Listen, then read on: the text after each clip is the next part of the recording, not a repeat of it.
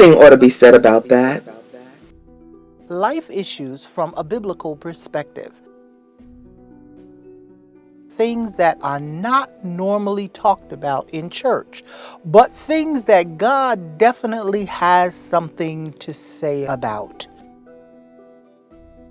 Going through all of those things, it sensitized me, it trained me. I want to set a biblical context for this conversation. There are a number of scriptures that outline how we should respond. I knew what I had to do, and it was a natural thing for me. We're going to talk about ways that the church should be helping. There is a wealth of experience and resources in the church that we don't even realize.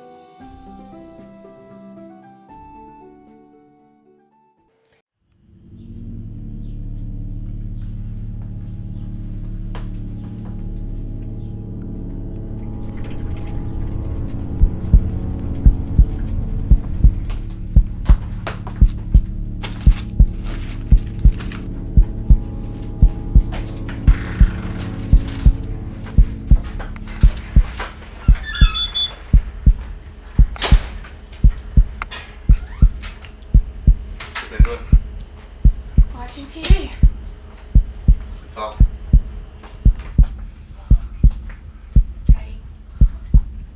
What have you been doing all day? Answer me. What have you been doing all day?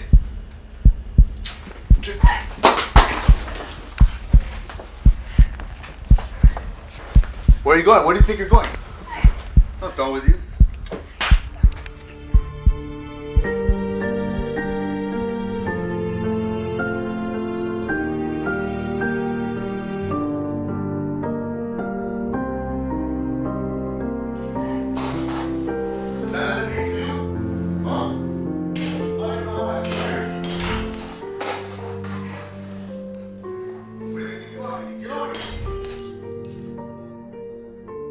You're good for nothing. You're worthless. I don't even know why I married you. What do you think you are? Get over here. Is that anything to you? Huh?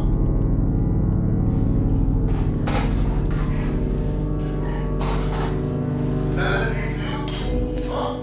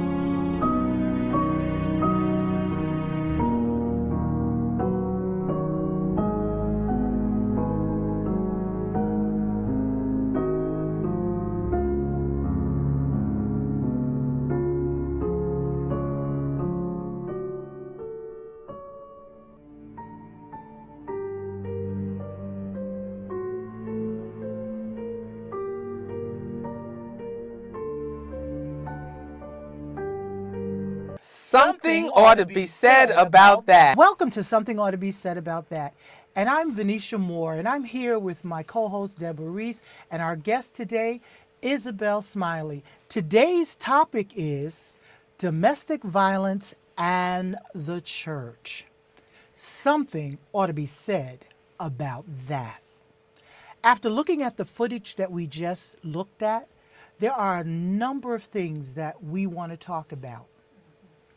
And we're going to take this opportunity to share ideas and concepts about domestic violence and how the church can help, how the community can help, and even a safety plan for those who may be in a domestic violence situation. I want to refer to an article by Christianity Today that Tim Wallace wrote, and it's an article on domestic violence, and according to him, Tim did a study of 1,000 Protestant pastors, and here's his findings, and I think this is so important for us to notice. He said the church needs to be having a conversation about domestic violence in its midst, but at the moment, that's not just what's happening. Wallace was commenting in response to a survey of 1,000 Protestant pastors commissioned by his Sojourners Network in partnership with the IMA World Health Association. The survey, conducted by Lifeway Research, found that nearly 3/4 of faith leaders, 74%, underestimate the level of sexual and domestic violence experienced within their congregation. 74%. 74%. It is high. Okay? 72% said they did so because they believed it was a problem in their local communities, compared to only 1/4 who said they spoke out because they felt it was a problem in their congregations. Only 1/4 of them felt that it was a problem in their congregations. 72 to 74% believed that it was not a problem in their their congregations. I believe that. And that's the reality, and that's because there's a stigma in telling the truth. There's a stigma in standing up and saying something because you is get wrong. judged. Because you get Because judged. you get Not only judged. that, We- people are afraid of the lack of confidentiality. That too. One of the other things that Wallace's study says is that 62% of pastors said that their response to being told about domestic violence from one of their congregants was to recommend marriage counseling. That is the most dangerous thing right, that you can do. For Christians. Because it to is. bring two people together, one of whom is an abuser and one is whom is a victim, and expect that victim to openly disclose the abuse in the midst of that person that they are afraid of or being controlled by, is the most horrifying thing for them. So it's not going to be a successful situation. Yeah. Yeah, and it might And cause for a the death. woman- 62%. The question that I had was, because you were talking about, you made a comment of the fact that, this was before you knew Christ. Okay, so my question to you was, in that it was a situation that you were trying to deal with before you knew Christ, was there anybody that was in your sphere or that might have been in your neighborhood or in the church that knew you, I or knew no church. you knew no I church knew no persons church. at all? Okay. All I knew was going to work when I didn't have a swollen lip, Okay. and mostly women. Men felt sorry for me, but Mm-hmm. the women were the ones, and some of them were being abused themselves. Mm-hmm. These women said, "Well, why does she stay?" And God helps them that help themselves, which is a total abuse of the word of God. God helps those who lean and depend on Him. I 'Cause guess- helping yourself might be the wrong thing. Yeah. Well, yeah, And that- absolutely. And it may be a Absolutely. solution in your own strength but Yeah. that you know, isn't God in a developed way yeah. that for it you. seems right, but it's death. That's right. Cutting somebody's throat may be helping you, but is it really? But as I said, after salvation and remembering back then how it was to be saved, and once having been abused, but now I'm saved. I guess my question was: is there anybody that may have been in ministry that might have I been in knew your no in your church, same and situation? church No, folk but I did mean not like this. gravitate toward people like me. Okay, what so I'm trying to back say. there, you're We're saying the not in stigma it. was still firmly entrenched, because nowadays you have the social media, you have the television, you have And people in the who church, have it's come still out. not recognized. Okay. because the same thing that goes on is, don't forget, the church is full of people from out there. The same thing that what goes on in the world goes on in the church. People are being abused by clergy. People are being taken advantage of by clergy. If you do go to whoever the clergy leader might be and say this and that is happening, most likely they will take the side, and I'm saying this from being in the company of someone who did, take the side of the abuser, especially if it's a man. What's interesting to me, and I think this is an important portion of it, because one of the things that she said about the church's response is very important, because here's what I did some research, and here's what I found out in my research. A part of the studies that have been done on domestic violence in the church indicate that a bigger portion of the problem in the church's response is the fact that they don't know what to do. Okay. And so a number of things happen because they don't know what to do. Number one, they act like it doesn't exist. So by and large, there's a large denial of what's happening. It's not happening in my congregation. There are, the people in my congregation all get along well. There's this facade that we put on when we fight all the way to church in the car, but once we step out the car, we're arm in arm. Praise the Lord, and we play this game. I live in a house with someone like that. We play this game, and so the church responds by acting like the game is real. The second thing that the study showed was that there was an overall slant, like she said, toward the notion that if that is happening in your household and it is something that you did, or didn't do. It's and there's a great use of that catchword about submission or the lack of submission when it comes to women. And our misunderstanding of the definition of the word submission feeds the lie that you deserved what you got because you didn't do something, or you did do something. Third thing was the idea of, if I see no evil, my mind goes to the monkey thing. See no evil, hear no evil, speak no evil. So the third thing is, if I act like it doesn't exist and we never talk about it, then it doesn't exist. And so you don't have, even though we celebrate Domestic Violence Month in October, we don't have programming in our services that address that issue during that month. There are no messages preached about how we should treat one another that indicate that domestic violence is wrong. That terminology is eliminated from our messages so as to act as if nothing is wrong, and even and if it doesn't is exist. Someone in the congregation who is a social worker in that arena, who is a counselor in that arena, how would they know? Because nobody talks about it. Exactly. And you're coming in every Sunday or Sunday Bible study, whatever reason you have to be in the church that moment, and you're hurting. Pride. We don't want anybody to know what's happening with us. We don't want anybody to know that I'm married, and even though he may be bringing home a good check, I really don't want to leave him. Because, the abuser and the abusee have problems. Some women would really rather stay. I've heard women say, he's not going to kill me. And as far as the stalking, they're afraid of dealing with that. They're afraid of dealing with what's going to happen when I do leave. Even if there are no children involved, what's going to happen? How will I make it? Now, back in the day, women didn't work as much as they do now. So a woman really had to think about, what am I going to do? Now, because women are working, and a lot of us do make good money, we feel as if, well, I don't really want to upset the apple cart. There's never been a divorce in my family. No one has ever left. No one has ever done this.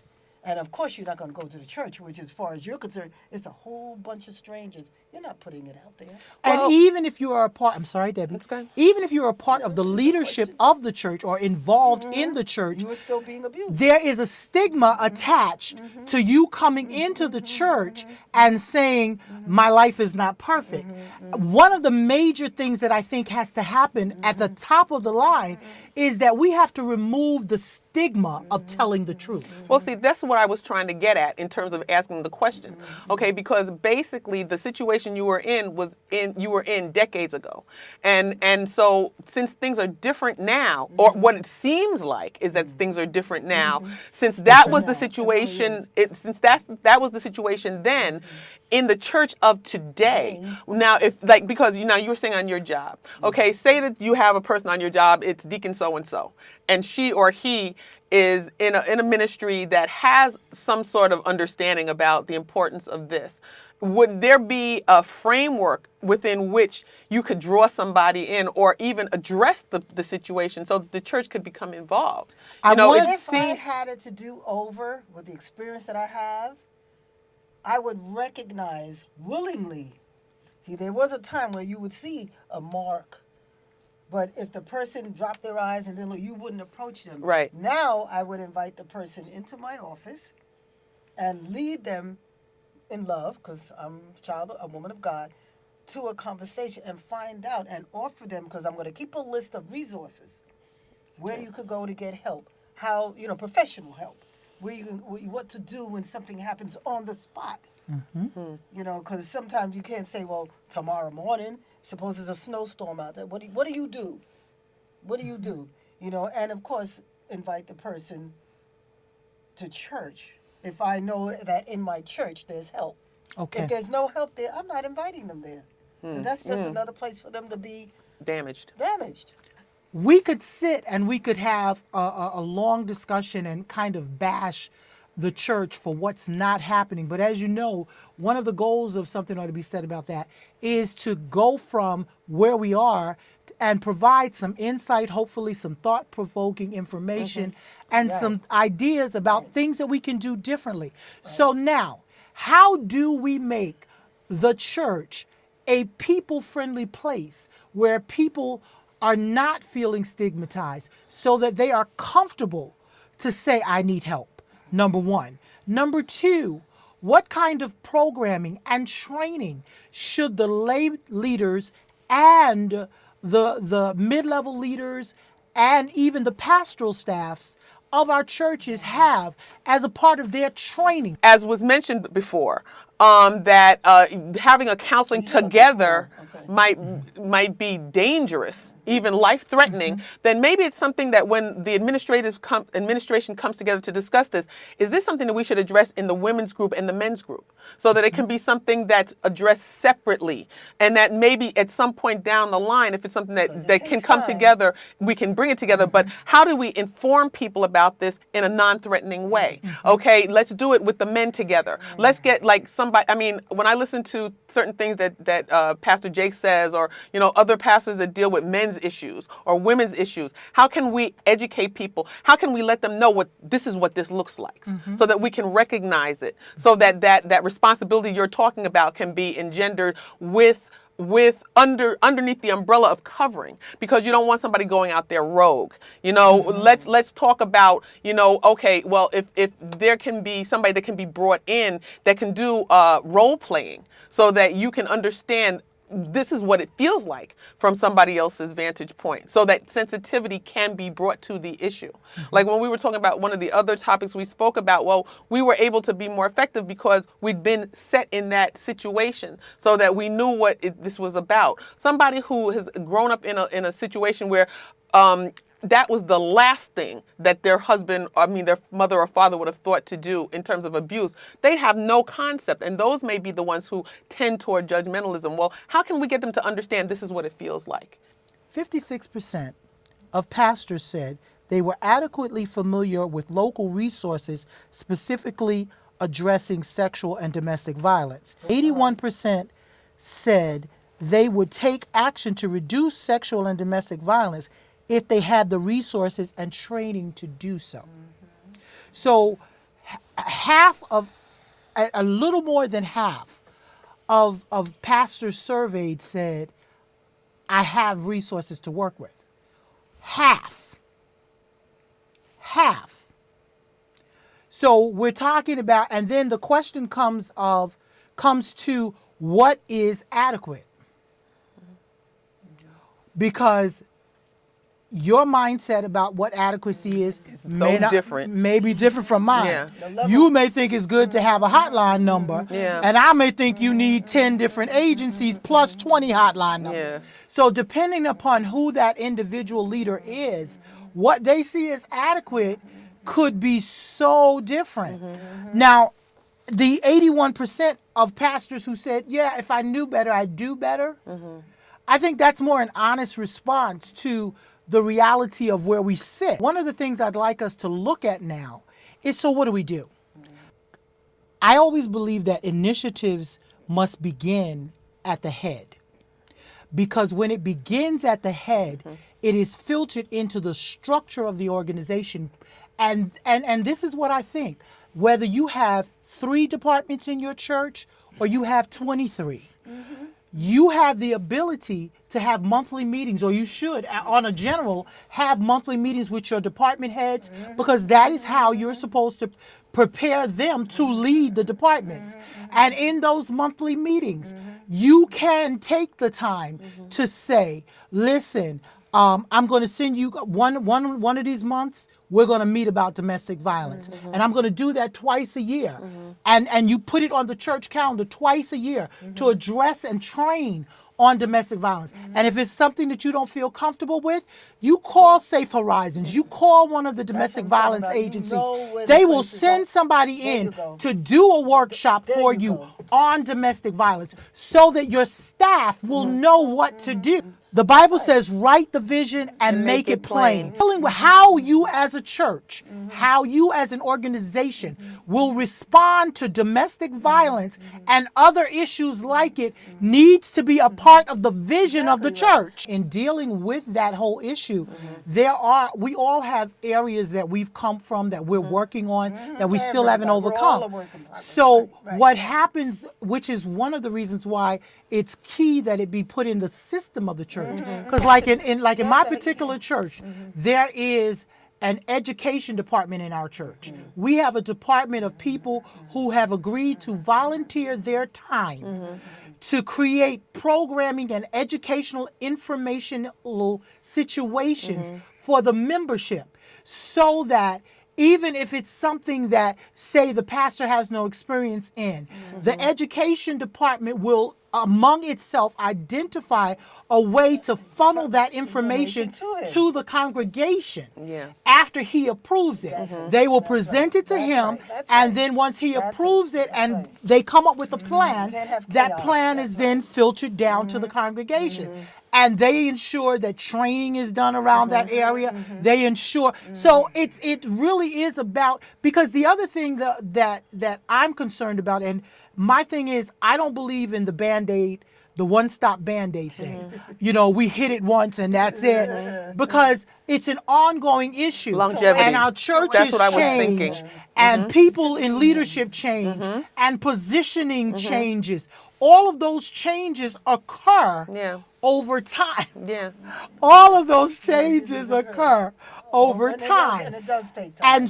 And you have new people who come on board. You have new people who join the departments, People leave, and people it's a leave and revolving door changes. situation. So you need to have it as a consistent input Exactly. in your structure. So you invite the committed people to be part of your board, and knowing all the time that anything could change anytime. And you're constantly inviting information, constantly gathering information, and constantly creating opportunities Yes. to train around train. those. We live in an emerging society where emerging issues occur.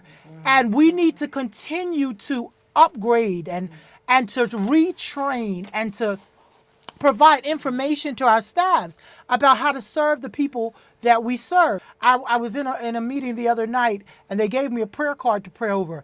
And the woman said, my prayer is that God will break the soul tie between me and my husband and stop me from loving him and stop him from loving me, because it hurts too much. Now, that person who took that call, did they understand what she was saying? Maybe Did not. they catch the word hurt in that sentence? Did they realize that she might possibly have been being physically abused? Yeah. And what did we offer her? Did we say to her, okay, baby, I'll pray that the soul tie break? Or did we understand that there was a follow-up that needed to be done there? The other reason it needs to go through the system, because domestic violence happens in the church. It does. And so you don't know if that leader who is a lay leader over the choir Right. or that leader who is running the nursery is being abused themselves. Yeah. And if they are, And what's they happening to need your to children know, in the nursery? Yeah. and they need Yeah. to know that you can say this is a problem and the church will respond. It says many church ministers want to help abused women but worry that they are not experts on domestic violence. Clergy may hesitate to preach about domestic violence because they are unsure what to do if an abused woman approaches them for help. So they don't want to bring it out. We ask them to keep in mind that intervention by church ministers has 3 goals in the following order. Number 1, safety for the victim and children. That's right. Number 2, accountability for the abuser. And number 3, restoration of relationship if possible. Or mourning over the loss of the relationship if not. We also encourage church ministers to see themselves as first responders who listen to and believe the victim's story. Help her or him to assess the danger to themselves and their children and refer them to counseling and other specialized services. Ministers should become familiar with and follow the reporting requirements of the state. There are certain protocols that you are responsible for. You have to do it And- personally. That's right. So you need to understand that. Many professionals who deal with vulnerable people are required to report suspected crimes, which may include domestic abuse. In dealing with people who abuse, ministers need to hold them accountable for their behavior. They can support the abusive person as he seeks specialized counseling to change his behavior, but you must hold him or her accountable. Join us on our next installment of Something Ought to Be Said About That as we continue our discussion on domestic violence.